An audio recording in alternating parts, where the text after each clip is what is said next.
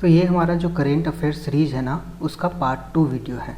तो part 2 video में हम क्या डिस्कस करेंगे, इसमें हम लोग अवार्ड के बारे में डिस्कस करेंगे, कौन सा अवार्ड किसको मिला, क्या मिला, क्यों मिला। फिर कुछ बुक्स हैं जो न्यूज़ में थी और कुछ बुक्स जो हमारा रिसेंट PYQ में आया है, सबको एक जगह करके अच्छे से कंपाइल करके वो रख दिया गया है, तो आपको बस रटना है उसको। और फिर इसमें हम लोग रामसर साइट डिस्कस कर लेंगे और यूनेस्को को ना सारा लिस्ट इसमें ऐडेड है। यूनेस्को का जैसे जो कल्चर हेरिटेज होता है वो सब इसमें ऐडेड है, इंटेंजिबल हेरिटेज है सब। तो आपको बस उसमें से जो ग्रीन हाईलाइटेड है वो रिसेंट का है, उसको याद रखना है। तो चलिए आते हैं सबसे पहले नोबेल पीस प्राइज़ 2025 का। तो नोबेल पीस प्राइज़ 2025 का हम इनको मिलता है, ये मैरिया कोरिनो मचादो हैं। ये कहाँ की हैं? वेनेजुएला की हैं, काराकस रीजन की हैं। ठीक है, इनका एक फाउंडेशन था, एंटेना फाउंडेशन फॉर चिल्ड्रन, इनके लिए मिला। और फिर ये थोड़ा काम की थी डेमोक्रेटिक राइट्स के लिए, तो उनके लिए मिला है। ये काफ़ी न्यूज़ में थी, इनका आने का चांसेस बहुत ज़्यादा है। काफ़ी न्यूज़ में थी, लेकिन अब देखिए, अब हो सकता है BPSC का भी रिसेंट ट्रेंड चला हुआ है कि जो बहुत ज़्यादा न्यूज़ में है उसको नहीं पूछेंगे। ठीक, तो ये क्या की थी ना कि जैसे ट्रंप जब वहाँ के वेनेजुएला के प्रेसिडेंट निकोलस मडुरो को लेके चले गए किडनैप करके, तब ये अपना नोबेल पीस प्राइज़ क्या की ना कि ट्रंप को दे दी। ट्रंप भूखे हैं नोबेल पीस प्राइज़ के, तो इनको दे दी। तो ये फिर नोबेल एकेडमी जो है वो क्लैरिफाई किया कि अवार्ड ट्रांसफरेबल नहीं होता है, अवार्ड अभी भी इन्हीं के नाम पे है, मैरिया कोरिनो मचादो के नाम पे। ठीक, तो ये तो हम लोग PYQ में भी बहुत बार डिस्कस कर चुके हैं। अब फिजिक्स में फिजिक्स में नोबेल प्राइज़ किनको मिला? तो एक जॉन क्लार्क हैं।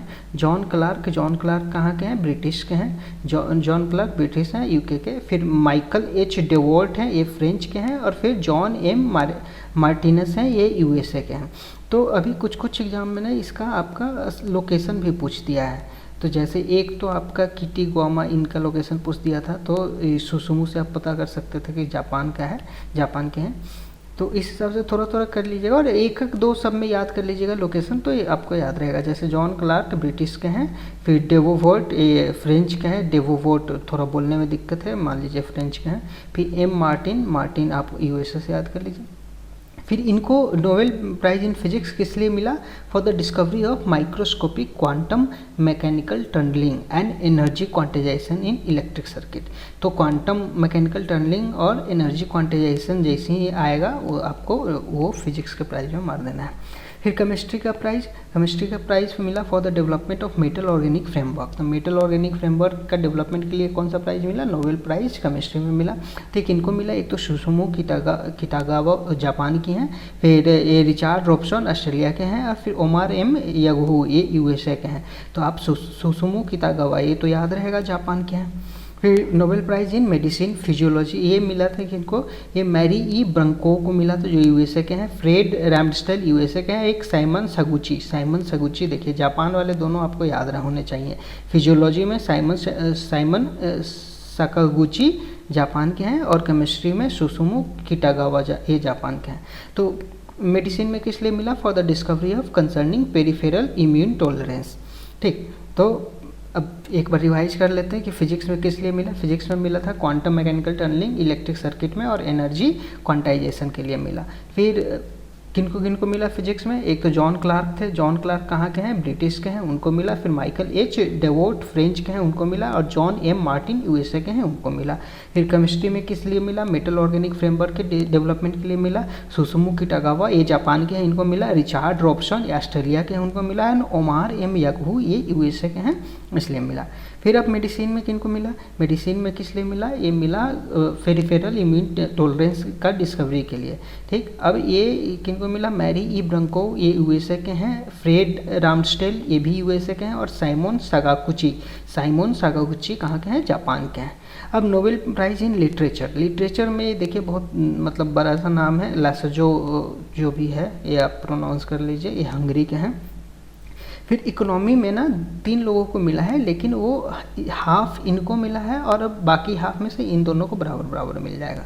तो जॉल मॉकियर को मिला है for having identified the prerequisites for sustained growth through technological progress. तो इनको हाफ प्राइज मिला। और Philippe Aghion and Peter Howitt को भी हाफ मिला। हाफ में से ये हाफ कर लेंगे, मतलब इनको 1/4 और 1/4 इनको मिला है। अब इंटरनेशनल बुकर प्राइज़ बहुत फेमस है। इंटरनेशनल बुकर प्राइज़ 2025 मिला था heart lamp written by Banu Mushtaq. 2025 की बात है, क्योंकि ये भी पूछा जा रहा है, heart lamp written by Banu Mushtaq. तो ये तो आपका 71st PPSC में पूछ चुके हैं कि हर्ट लैम्प कौन लिखे थे, भानु मुश्ताक। ठीक, अब ये किस लैंग्वेज में लिखा गया था, कन्नड़ा। तो अगर अभी पूछ दे आपकी ट्रांसलेट कौन किए थे इंग्लिश में, तो दीपा भस्ती थी, दीपा भस्ती। ये एक बार नाम चेक करना पड़ेगा, भस्ती थी या बख्शी थी।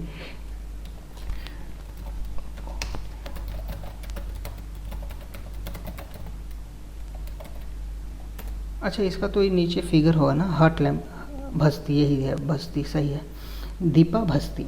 फिर बुकर प्राइज़ 2025। अब बुकर प्राइज़ में ना 3 कैटेगरी चालू हो गया, एक तो इंटरनेशनल बुकर प्राइज़ मिलता है, एक बुकर प्राइज़ मिलता है, और एक 2027 से चालू हुआ है चिल्ड्रंस बुकर प्राइज़। तो वो अभी तो नहीं है, लेकिन 25 में मिला बुकर प्राइज़ और इंटरनेशनल बुकर प्राइज़। और 25 में जो बुकर प्राइज़ मिला है वो फ्लेस बाय डेविड सजाले है, फ्लेस बाय डेविड सजाले। तो ये देखिए, ये आपका हर्ट लैम्प मिला है, heart lamp international Booker prize 2025 में मिला। किसको, इसके राइटर कौन थे, भानु मुश्ताक। ये कन्नड़ा में लिखा हुआ है, इसको इंग्लिश में ट्रांसलेट कौन की, दीपा भस्ती। और फिर बुकर प्राइज़ 2025 का किस बुक को मिला, फ्लेस को मिला, और ये डेविड स्लाजे इसके राइटर हैं। अभी इंटरनेशनल बुकर प्राइज़ 2026 में मिला है ताइवान ट्रैवलॉग को। ताइवान ट्रैवलॉग ये है, ताइवान ट्रैवलॉग को मिला। ये कौन लिखे हैं, यांग जुंगसी लिखे हैं, तो यांग जुंगसी लिखे हैं, और इसको ट्रांसलेट कौन किया है, लिंग किन किए हैं। देखिए, लिंग किन इसको ट्रांसलेट किए हैं। तो याद रहेगा कि International Booker Prize 2026 Taiwan travelogue written by Yang Shuangzi और ट्रांसलेटेड बाय लिंग किन।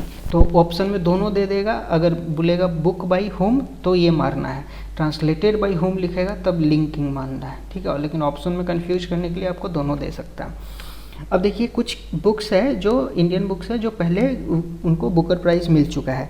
तो जैसे आपका VS इन फ्री स्टेट एक बुक है, ये VS नायपाल का है, इनको भी मिल चुका है। फिर God of a small things, मतलब इंडियन बुक्स है जिसको बुकर प्राइज़ मिला है। God of a small things Arundhati Roy का है, इनको भी बुकर प्राइज़ मिला है। फिर एक मिडनाइट चिल्ड्रेन है, ये सलमान रुश्दी के हैं, इनको भी मिला है। किरण देसाई का एक द इनहेरिटेंस ऑफ लॉस है, इसको भी बुकर प्राइज़ मिल चुका है। और एक द वाइट टाइगर है अरविंद अधिका का, वाइट टाइगर अरविंद अधिका का, इनको भी बुकर प्राइज़ मिल चुका है। ठीक, अब आते हैं 71st नेशनल फिल्म अवार्ड। तो 71st नेशनल फिल्म अवार्ड में सबसे पहले बेस्ट फीचर फिल्म किनको मिला, 12th फेल को मिला। इसको डायरेक्ट कौन किए थे, विनोद चोपड़ा डायरेक्ट किए थे, विनोद चोपड़ा ये नाम है, ठीक है। ये उनका फिल्म का प्रोडक्शन हाउस का नाम है विनोद चोपड़ा फिल्म्स, और उनका पूरा नाम विनोद चोपड़ा है। तो best feature film 12th fail. Best debut of a director Ashish Avinash Bende को मिला है आत्मा पैम्पलेट के।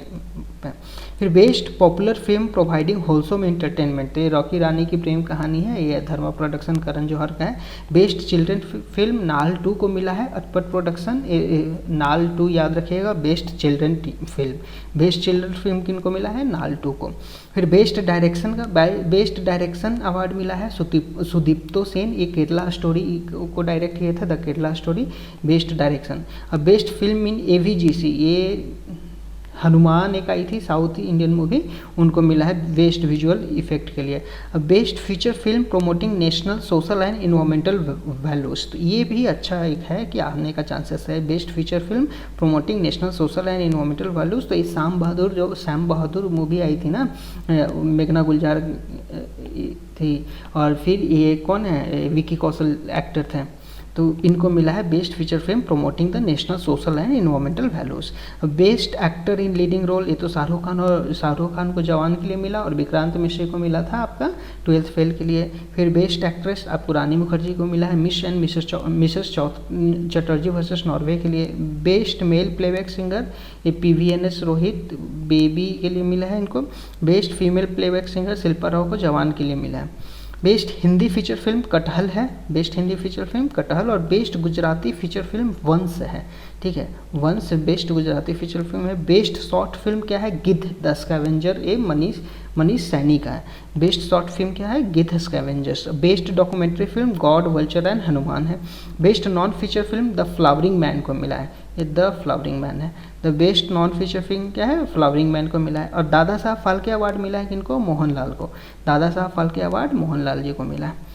फिर पद्मा अवार्ड पे आते हैं। पद्मा अवार्ड देखिए 2016 में ना 131 लोगों को दिया गया था, जिसमें से 19 वुमेन थी। पद्मा अवार्ड टोटल 131 को दिया गया है। 131 में आपका पद्म विभूषण, पद्म भूषण और पद्मश्री तीनों हैं, उसमें से मात्र 19 लड़कियां हैं।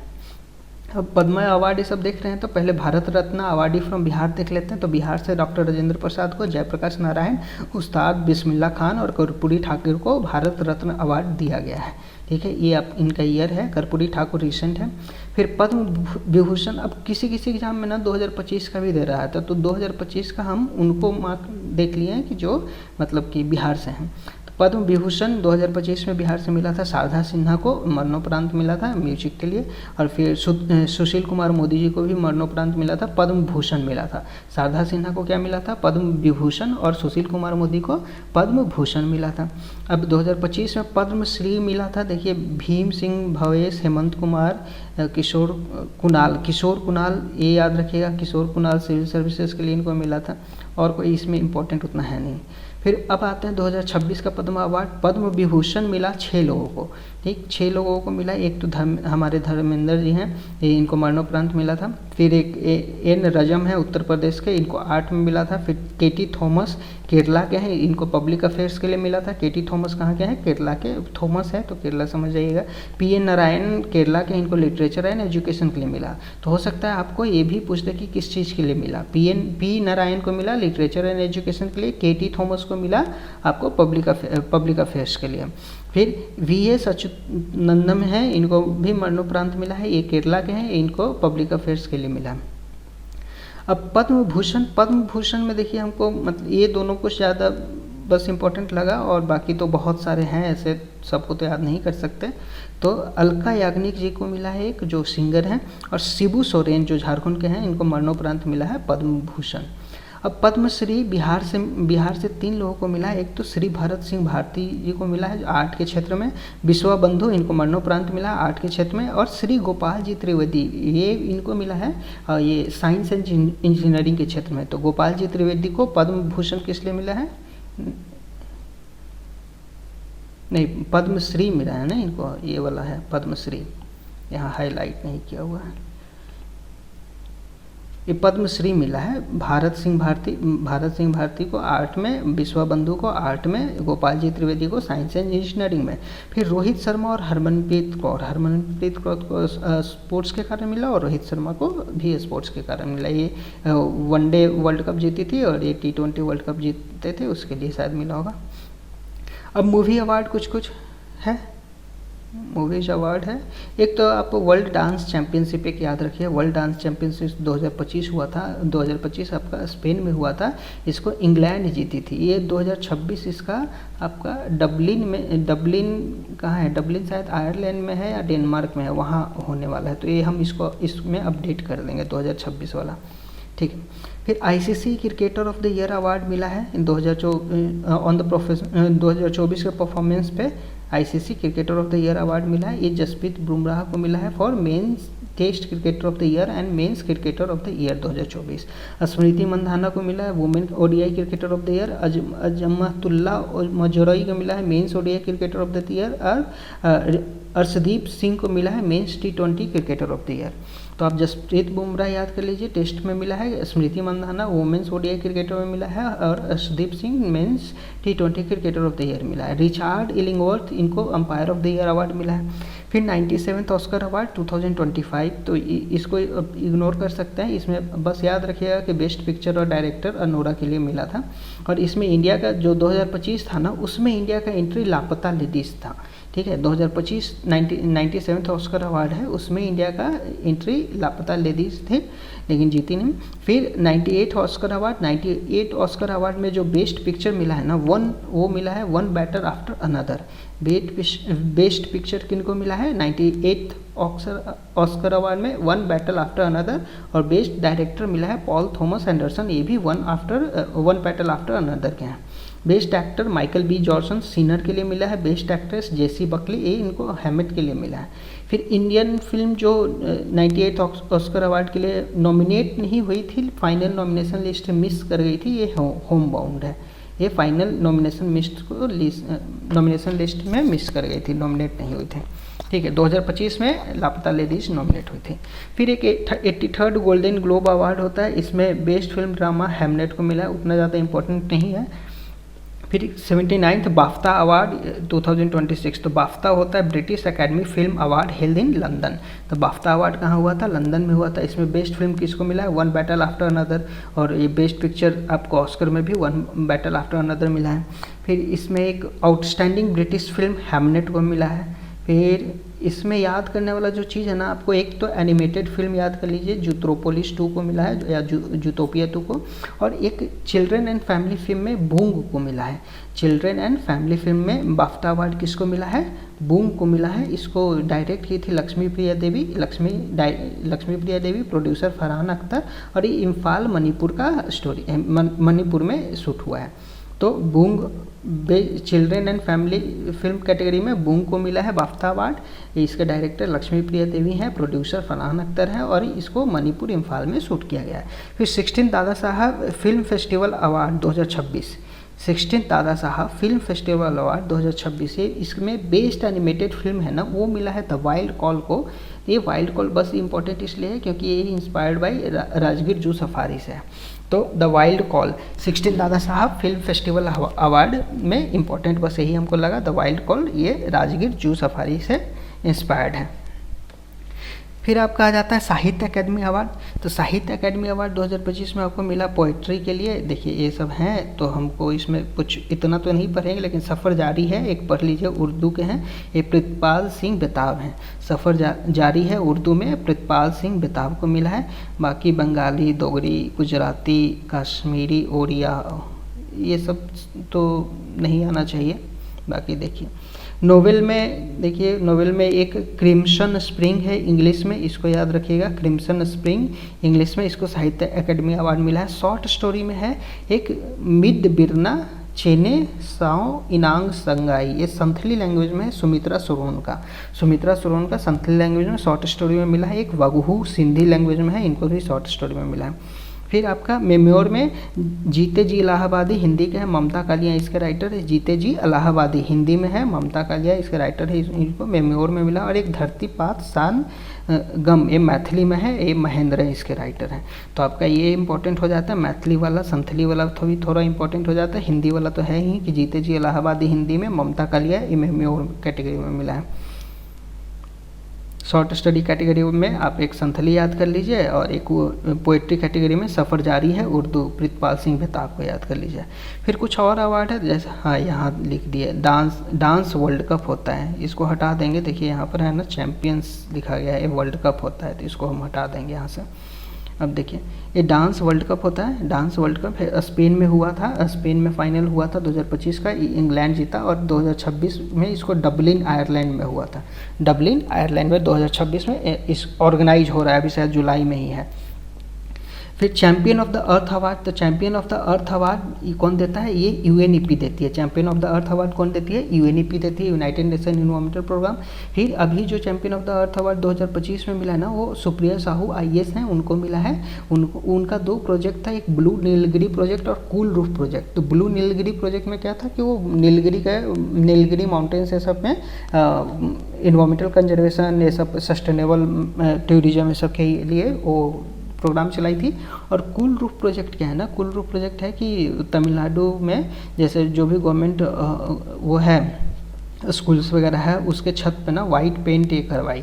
तो वाइट पेंट के कारण क्या होगा, वाइट पेंट लाइट को ज़्यादा रिफ्लेक्ट करता है, तो ये नीचे उतना ज़्यादा गर्मी नहीं रहता और टेम्परेचर 4-5 डिग्री कम हो जाता है। तो ये सब कंजर्वेशन के लिए इनको champions of the earth award मिला। अब champions of the earth award कुछ और लोगों को मिला है, वो याद रखिएगा। एक तो हमारे माधव गडगिल हो गए, इनको भी मिला है champions of the earth award. इनके बारे में हम पार्ट 1 में भी डिस्कस कर चुके हैं। माधव गडगिल जो वेस्टर्न घाट पे रिपोर्ट दिए थे, जो इकोलॉजिस्ट थे, वेस्टर्न घाट पे रिपोर्ट दिए थे कि 64% ऑफ द वेस्टर्न घाट ये इकोलॉजिकली सेंसिटिव एरिया होना चाहिए। फिर इसके बाद के कस्तूरी रंगन कमेटी बैठाया गया, जो खुद स्पेस साइंटिस्ट है, और इनको इकोलॉजी का कमेटी में डाल दिया गया, हेड बना दिया गया। तो ये बोलते हैं कि 37% रिक्वायर्ड है बस। फिर पूर्णिमा देवी बर्मन को भी champions of the earth award मिला 2023 में इंटरप्रेन्योर विजन में।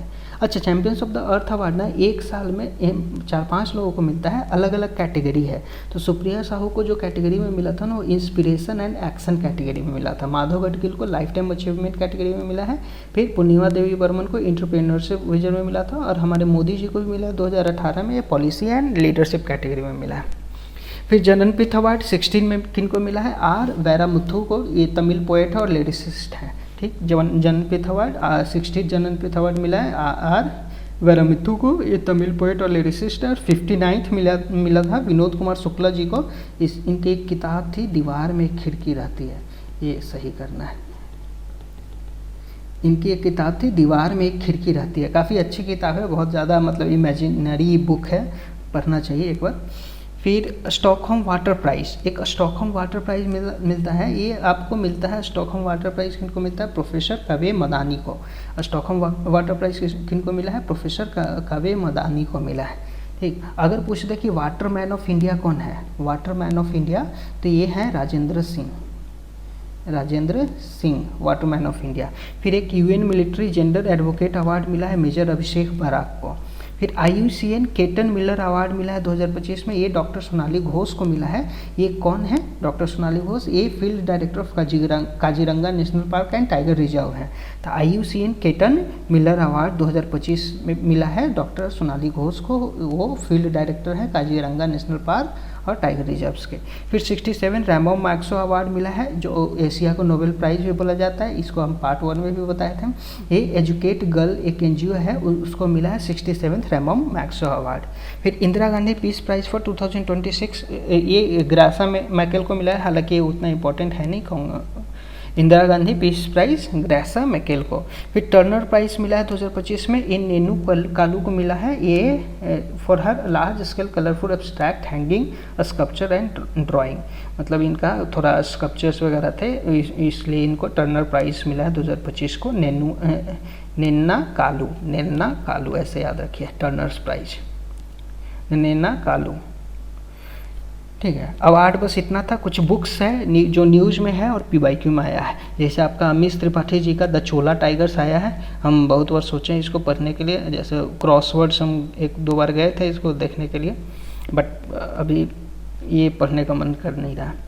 द चोला टाइगर्स अमीश का बुक है, अमीश त्रिपाठी का और क्या क्या बुक है? एक तो राम सीरीज है उनका, और एक आपका ये शिवा ट्रियोलॉजी है, ठीक है, अमीश त्रिपाठी का। फिर अनुपम खेर जी का एक बुक है डिफरेंट बट नो लेस, तो ये भी PYQ में आया हुआ है, different but no less. Arundhati Roy ये गॉड ऑफ स्मॉल थिंग्स, जिनको गॉड ऑफ स्मॉल थिंग्स के लिए इनको बुकर प्राइज में मिला था, तो इनका एक बुक है mother Mary comes to me, ये 2-3 बार PYQ में मेंशन्ड है, mother Mary comes to me Arundhati Roy. तो ये बुक थोड़ा चर्चा में इसलिए था ना कि जैसे इस बुक में ना ये ऐसे सिगरेट पीते हुए फोटो डाल दी थी, तो ये बोला कि आप यहाँ पे वो टोबैको का वार्निंग जो आता है ना वो लगाई नहीं है, इसलिए थोड़ा सा चर्चा में आ गया था। तो mother Mary comes to me कौन लिखी है? अरुंधति रॉय। फिर it should have been you, ये एक किताब का चर्चा हुआ था, PYQ में होना नहीं चाहिए था, तो ये एड्रिया मारा में, ठीक है, it should have been you Andrea Mara है। फिर रजनी कोठारी जी बहुत फेमस पॉलिटिकल थिंकर हैं, इनका एक किताब आया है रीथिंकिंग डेमोक्रेसी कौन लिखे हैं? Rajni Kothari, rethinking democracy Rajni Kothari. फिर हमारे चंद्रचूड़ जी चीफ जस्टिस थे, तो वो लिखे हैं वाई कॉन्स्टिट्यूशन मैटर कौन लिखा है? आपको ऐसे फेस से याद रह जाएगा, why constitution matter justice Chandrachud ji, DY Chandrachud. The idea of India ये लिखे हैं सुनील खिलनानी लिखे हैं the idea of India. The tubewell house ये लिखे हैं Abhishek Chaudhary, the tubewell house कौन लिखे हैं? अभिषेक चौधरी। फिर द इल्यूमिनेटेड ये अनिंदिता घोष लिखी है, अनिंदिता घोष। द इल्यूमिनेटेड कौन लिखी है?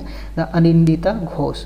फिर शिखर धवन के लाइफ पे एक द वन करके बुक आया है, the one cricket my life and more, ये लिखे हैं, देखिए यहाँ पे आपका विथ चंद्रशेखर नारायण, ये देखिए चंद्रशेखर नारायण एंड नमिता कला लिखे हैं, चंद्रशेखर नारायण और नमिता कला के साथ मिलकर ये लिखे हैं। फिर आपका एक द जननायक बुक आया है, द जननायक कर्पूरी ठाकुर करके, ये संतोष सिंह और आदित्य अनमोल लिखे हैं। संतोष सिंह एक और किताब लिखे हैं जेपी टू बीजेपी, ये जेपी टू बीजेपी लिखे हैं, green and saffron shades of Bihar, मतलब ये जयप्रकाश से बीजेपी रूल तक वो बता रहे, पूरा जर्नी बता रहे। संतोष सिंह एक जयप्रकाश नारायण का भी लिखे हैं, जेपी ये कर्पूरी द जननायक कर्पूरी ठाकुर पे लिखे हैं संतोष सिंह, और आदित्य अनमोल लिखे हैं। द ब्रदर्स बिहारी ये आपका इसमें आया हुआ एक है, आपका अभी कोई एग्जाम हुआ था उसमें आया था, द ब्रदर्स बिहारी संस्कर्षण ठाकुर लिखे हैं। द रूल्ड और मिस रूल्ड ये आपको इस फोटो से पता चल गया होगा कि किस बात की बात कर रहे हैं, तो ये भी संतोष सिंह लिखे हैं। तो संतोष सिंह बिहार के बारे में 3 किताब लिखे हैं, तो एक तो द जननायक कर्पूरी ठाकुर संतोष सिंह, और JP to BJP Santosh Singh, और रूल्ड और मिस रूल्ड भी संतोष सिंह लिखे हैं। अगला पे आते हैं, अगला में क्या है, द ब्रोकन प्रोमिसेस ये मृत्युंजय शर्मा लिखे हैं। द ब्रोकन प्रोमिसेस कौन लिखे हैं? Mrityunjay Sharma. The broken promises कौन लिखे हैं? द मृत्युंजय शर्मा। फिर ये किताब ना अभी ये शायद जनवरी में लॉन्च हुआ है, हमारे वाइस प्रेसिडेंट जी लॉन्च किए ये 3-4 किताब। तो इसको सिंग डांस एंड लीड, ये कौन लिखे हैं? हिंदोल सेनगुप्ता लिखे हैं। लेकिन ये किसके बारे में है? The teachings of Shrila Prabhupada, ये इम्पोर्टेंट है। The founder acharya of ISKCON, ठीक है, ये थोड़ा सा आप याद रखिएगा कि सिंग डांस एंड लीड कौन किताब लिखी है? हिंडोल सेनगुप्ता, ठीक है, हिंडोल सेनगुप्ता। ये लिखा गया है किन पे? श्रीला प्रभुपदा पे, जो फाउंडर आचार्य ऑफ इस्कन है। फिर एक गट्स करके बुक आई है जो प्रोफेसर सी पालिनीवेल्लू लिखे हैं, गट्स करके जो बुक है प्रोफेसर सी पालिनीवेल्लू। फिर एक आया है राम जन्मभूमि पे, तो 40 of ambrosia Ram Janmabhoomi challenge and response, ये सुरेंद्र कुमार पचौरी लिखे हैं। सुरेंद्र कुमार पचौरी क्या लिखे हैं? 40 ऑफ अम्ब्रोसिया राम जन्मभूमि, ठीक। एक हमारे गांधी जी पे एक किताब आया है the age of enlightenment Mahatma Gandhi vision, ये लिखे हैं डॉक्टर शंकर कुमार सन्याल। फिर एक द गोल्डन रोड करके किताब आई है, काफ़ी अच्छा रिव्यू है इसका। The how ancient India transform the world, मतलब एंशिएंट इंडिया कैसे पूरा वर्ल्ड को ट्रांसफॉर्म की, इस गोल्डन रोड किताब में बताया गया है। लिखे कौन है? विलियम डैरी पिल्ले गोल्डन रोड लिखे हैं। वाई भारत मैटर्स, ये किताब आपको पता होना चाहिए, ये हमारे एस जयशंकर साहब लिखे हैं। द इंडिया वे, ये भी एस जयशंकर साहब लिखे हैं। द ग्रेट इंडियन नोवेल, ये शशि थरूर जी लिखे हैं। द ग्रेट इंडियन नोवेल कौन लिखे हैं? The Shashi Tharoor ji. Why I am a Hindu, ये भी शशि थरूर जी लिखे हैं। Why I am a Hindu Shashi Tharoor लिखे हैं। फिर शशि थरूर जी का एक और किताब है एन इरा ऑफ डार्कनेस, ये भी Shashi Tharoor. A suitable boy, ये विक्रम सेठ लिखे हैं, ये भी आपका PYQ में आया हुआ है। अ सुटेबल बॉय कौन लिखा है? विक्रम सेठ। फिर विक्रम सेठ का एक और किताब था द टू लाइफ्स करके, ये भी विक्रम सेठ लिखे हैं। ये किताब थोड़ा सा इंपॉर्टेंट हो जाता है, टाइड्स ऑफ टाइम, ये अभी आपका शायद अप्रैल में या मार्च में लॉन्च हुआ था, मार्च में। ये सुधा मूर्ति जी लिखी है, सुधा मूर्ति लिखी है, इसका अभी हमको कवर पेज मिला नहीं अच्छा। तो टाइड्स ऑफ टाइम कौन लिखे हैं? सुधा मूर्ति जी। ये मतलब ये क्या बोलता है यहाँ पे देखिए ना, आपको लिखा हुआ है the learning history through murals in parliament, ऐसे करके tides of time learning history through murals in parliament, तो ये सुधा मूर्ति जी लिखी हैं। फिर एक किताब है the land in the winter, ये एंड्रयू मिलर लिखे हैं। The land in the winter Andrew Miller लिखे हैं। और जैसन रॉबर्ट्स का एक एवरी लिविंग थिंग करके है, जैसन रॉबर्ट्स का कौन सा बुक है? एवरी लिविंग थिंग्स, ठीक है। तो देखिए इतना सारा किताब हम लोग पढ़ लिए, तो आप बस इसको 2 बार देखिएगा और थोड़ा सा ऐसे डेली 2-2, 3-3 देखते जाइएगा ना, तो याद रह जाएगा। अब देखिए रामसर साइट है, टोटल 100 हो गया है। आपको पता है सोमा रामसर साइट कौन है, सब यहाँ पे लिखा हुआ है कि देखिए आपका सोमा रामसर साइट है। तो इसमें आपको ना ज़्यादा कुछ नहीं पढ़ना है। सबसे पहले तो आपको एक बार तो सब पढ़ लीजिएगा, अगर आज तक कभी नहीं पढ़े हैं ना रामसर साइट, तो एक बार सब पढ़ लीजिएगा। जैसे अभी हम बताते हैं, अभी आपका ये सख्या सागर, ये इस बार UPSC में आया हुआ था। आपका रेणुका लेक कहाँ गया? हिमाचल प्रदेश। एच देखिए ये इतना अच्छा से अरेंज किया हुआ है ना कि आपको ये स्टेट वाइज मिलेगा, पहले आंध्रा, फिर आसाम, फिर बिहार। अगर हमको H ढूंढना है, हिमाचल प्रदेश रेणुका लेक। ये आपका अभी आया था किसी एक BPSC का पेपर में, रेणुका लेक आया था। तो आपका जो ग्रीन वाला है वो याद रखिए, जैसे कांवर तेल बिहार का है, कहाँ है, बेगूसराय डिस्ट्रिक्ट में। Nagi bird sanctuary, Nagti bird sanctuary Jamui district में है। गोकुल जलाशय कहाँ है, बक्सर डिस्ट्रिक्ट में है। गोकुल जलाशय कहाँ है, बक्सर डिस्ट्रिक्ट में। और ये भी ऑक्सबो लेक है। उदयपुर झील कहाँ है, वेस्ट चंपारण डिस्ट्रिक्ट में है। फिर गोगाबिल लेक कहाँ है, कटिहार डिस्ट्रिक्ट में है। गोगाबिल लेक कहाँ है, कटिहार डिस्ट्रिक्ट में, ये भी ऑक्सबो लेक है। Mahananda and Katihar and Khankhar river पे। ये गोगाबिल पे ज़्यादा फोकस है कि आप रामसर साइट पढ़िएगा, लेकिन ये बहुत जगह मिस हो जाएगा कि first community reserve of Bihar कौन है, गोगाबिल लेक है। First community reserve of Bihar Gogabil lake है। ठीक, कोपरा रिजर्वायर ये छत्तीसगढ़ का पहला रामसर साइट है, Kopra reservoir, first Ramsar site of Chhattisgarh. फिर छरीधान ये 2026 में आया है, छरीधान 2026 में इसको मिला है रामसर साइट का वो। फिर ये गुजरात से है। फिर 2024 में देखिए ये सब कर्नाटका का है। 2024 में तवा रिजर्वायर, ये भी मध्य प्रदेश का है। तवा एक रिवर है जो नर्मदा की ट्रिब्यूटरी है। अच्छा, ये देखिए लॉन्गेस्ट लेक इन इंडिया यहाँ दिया हुआ है, तो वेम्बनाथ कोल वेटलैंड, ये लॉन्गेस्ट लेक है इंडिया का। First Ramsar site of Jharkhand, ये भी इंपॉर्टेंट है, ये इसको हाईलाइट करना हम भूल गए। Udhwa lake the first Ramsar site of Jharkhand, ये इंपॉर्टेंट है। फिर आपका Chilka lake oldest Ramsar site of India है, ये इंपॉर्टेंट है। फिर ये सिरिसर लेक, ये सब नया नया आया हुआ है। सिरिसर लेक राजस्थान में है। सांभर लेक राजस्थान में है। केवलादेव नेशनल पार्क ये भी राजस्थान में है। फिर खिंचन वेटलैंड राजस्थान में है। फिर ये सिक्किम का एक है रामसर साइट, केचियोपल्ली 2025 में मिला था, सिक्किम का पहला है रामसर साइट। फिर तमिलनाडु में ये 2024 में सब ऐड हुआ है, तो थोड़ा सा देख लीजिएगा, ऐसे ये सब तो आना नहीं चाहिए। फिर देखिए उत्तर प्रदेश में 2026 में 3 ऐड हुआ है। एक तो पटना बर्ड सेंचुरी है। उदयपुर बर्ड सेंचुरी कहाँ पर है, बिहार में। पटना बर्ड सेंचुरी कहाँ है, उत्तर प्रदेश में। अच्छा बदला ले रहे हैं। फिर सीखा झील बर्ड सेंचुरी है उत्तर प्रदेश में। और एक जयप्रकाश बर्ड सेंचुरी है, ये 100th रामसर साइट है। जयप्रकाश बर्ड सेंचुरी 100वां रामसर साइट है। और सुंदरबन वेटलैंड जो है वो लार्जेस्ट रामसर साइट है। फिर वर्ल्ड वेटलैंड डे कब मनाया जाता है, 2 फरवरी को मनाया जाता है। वर्ल्ड वेटलैंड डे कब मनाया जाता है, 2 फरवरी को मनाया जाता है। 2 फरवरी में ही 2 फरवरी को ही रामसर कन्वेंशन हुआ था 1971 में। कहाँ हुआ था, ईरान की एक सिटी है रामसर, वहाँ पे हुआ था। फिर highest number of Ramsar site in India कहाँ है, तमिलनाडु में। तमिलनाडु में सबसे ज़्यादा रामसर साइट है इंडिया में। Largest Ramsar area in India Tamil Nadu में है। फिर largest number of Ramsar site in कहाँ पे है, यूके में है। पूरा वर्ल्ड में अगर largest number of Ramsar site देखेंगे ना तो यूके में है। फिर largest Ramsar site in India Sundarban है। Smallest Ramsar site in India Renuka lake. Renuka lake कहाँ है, हिमाचल प्रदेश में। फिर oldest Ramsar site Chilka and Keoladeo Ghana, ये ओल्डेस्ट रामसर साइट है। केवलादेव घाना राजस्थान वाला। अब रामसर साइट हो गया। ये कुछ ऑपरेशंस हैं, जैसे 1948 में ऑपरेशन पीस हुआ था, ऑपरेशन पोलो, ऑपरेशन विजय। तो इधर वाला तो नहीं, लेकिन आप ये सब याद रखिएगा कि जैसे ऑपरेशन सागर बंधु हुआ था, जो humanitarian aid to Sri Lanka for floods हुआ था। फिर 2025 में ऑपरेशन सिंधु हुआ था, evacuation of India from Israel and Palestine. फिर 2025 में एक ऑपरेशन महादेव हुआ था, counter terror operation. Operation Sindoor आपको पता है। फिर ऑपरेशन सद्भाव एक इम्पॉर्टेंट है, humanitarian aid to Vietnam due to typhoon Yagi. Sadbhav है क्या ये, इसको थोड़ा सा हम रिसर्च करके इसको देखेंगे। हमको ये ऐसा क्यों लग रहा है कि ऑपरेशन सद्भाव हमारा ये आर्मी से रिलेटेड है, कुछ नहीं, आर्मी से रिलेटेड सद्भावना है। हाँ, आर्मी से रिलेटेड सद्भावना है, ये सही होगा। हम इसको देखेंगे, देख के अपडेट कर देंगे, लेकिन ये सही होगा। आर्मी से रिलेटेड जो था ऑपरेशन जम्मू कश्मीर के आसपास चलता था, वो ऑपरेशन सद्भावना है शायद, इसमें नहीं ऐड है। हाँ चलिए ठीक है, ऑपरेशन सद्भाव, इसको हम देखते हैं, अगर गलत हुआ तो हम ऐड कर देंगे, लेकिन हम लग रहा है ठीक है। तो ये ऑपरेशन याद कर लीजिएगा। यूनेस्को का हम साइट इनलिस्ट कर दिए हैं कि आपको इधर उधर कहीं कुछ ना भटकना पड़े। आप इसको PDF को प्रिंट करके रख लीजिए, ये आपका मतलब एक परमानेंट कलेक्शन हो जाएगा यूनेस्को को साइट का।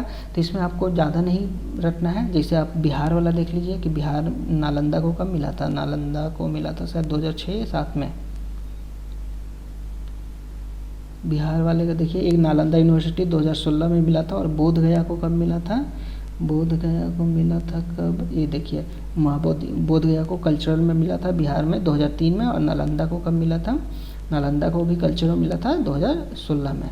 फिर अभी दो करेंट है 2025 में मिला था मराठा मिलिट्री लैंडस्केप का, टोटल 44 साइट है यूनेस्को का, और 2024 में मिला था चैराडो मोडम्स मिला था, ये आसाम के हैं, आसाम में, और फिर 23 में होयसाला के, और 23 में शांति निकेतन एक मिला है। तो 23 तो नहीं, लेकिन 25 वाला बस याद रखिएगा, Maratha military landscape latest edition है, और बिहार से 2 ही है आपका, नालंदा और बोध गया।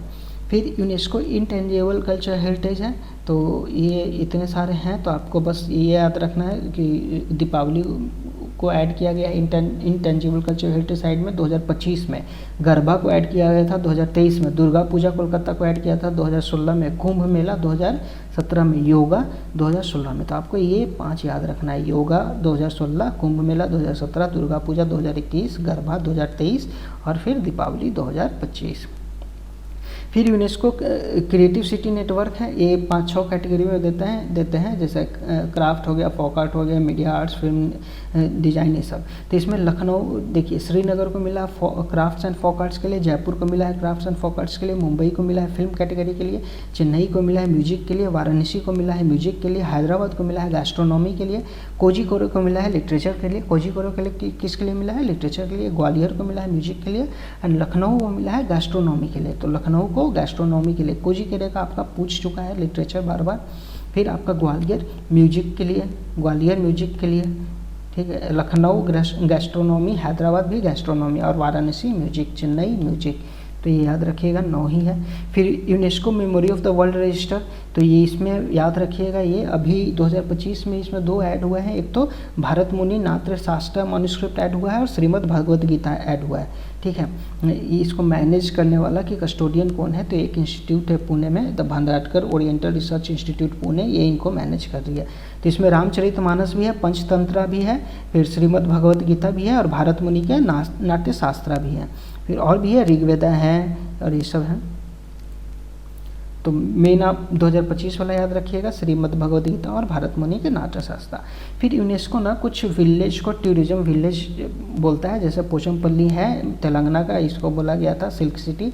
फिर कोंगथोंग है फिशलिंग विलेज कोंगथोंग मेघालय का है। फिर कोनहुमा एशिया का फर्स्ट ग्रीन विलेज है नागालैंड में। धोरदो बहुत फेमस हुआ था गुजरात का, रन ऑफ कच्छ रण उत्सव के लिए गुजरात में है। फिर आप मालदा आपका एमपी में है, पन्ना नेशनल पार्क के पास। एक दूधमारस है छत्तीसगढ़ में। तो ये UNESCO tourism village of India, इनको अवार्ड किया गया 6 को।